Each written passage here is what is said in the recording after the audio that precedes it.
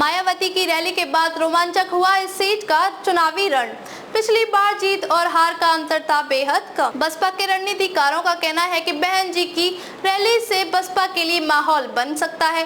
रणनीतिकार इसके पीछे कई कारण मान रहे हैं। उनका कहना है कि एक तो पिछले चुनाव में हार जीत का अंतर कम था। सबसे खास बात है कि मोहल्लागंज में लगातार बसपा के वोट प्रतिशत का ग्राफ बढ़ रहा है। वर्ष 2009 में बसपा सपा के बीच कांटे की टक्कर रही थी। मोहल्लागंज सुरक्षित सीट पर बहुजन समाज पार्टी को जीत की तलाश है। बसपा के गठन के बाद जितने भी चुनाव हुए हैं, अब तक उसका खाता नहीं खुला है।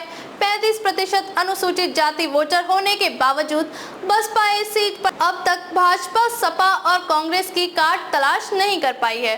बसपा की उम्मीदें इस बात पर टिकी हैं कि पिछले 3 चुनावों से दूसरे नंबर की पार्टी बन रही है और हाथी ने थोड़ा जोर लगा दिया तो खाता खुल सकता है। अपने बिखरे काडर वोट को पोल में खींचने के लिए बसपा सुप्रीमो मायावती ने खुद कमान संभाली है और 13 मई को मोहल्लागंज के कली पश्चिम में रैली कर सकती हैं। बसपा के रणनीतिकारों का कहना है कि बहन जी की रैली से बसपा के लिए माहौल बन सकता है। रणनीतिकार इसके पीछे कई कारण मान रहे हैं। उनका कहना है कि एक तो पिछले चुनाव में हार जीत का अंतर कम था। सबसे खास बात है कि मोहल्लागंज में लगातार बसपा के वोट प्रतिशत का ग्राफ बढ़ रहा है। वर्ष 2009 के लोकसभा चुनाव तक बसपा और सपा के बीच कांटे की टक्कर रही थी। बसपा प्रत्याशी जयप्रकाश को वर्ष 2009 के लोकसभा चुनाव में 25.89% वोट मिले थे।